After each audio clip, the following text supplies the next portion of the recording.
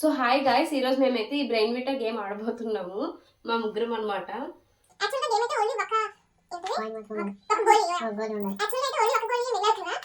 అంటే మేము ఎన్ని గోళీలు మిగిలిస్తామో ఏంటో అని లాస్ట్ లో చూద్దాము. So let start the game. First అయితే ఇష్ట ఆడుతుంది.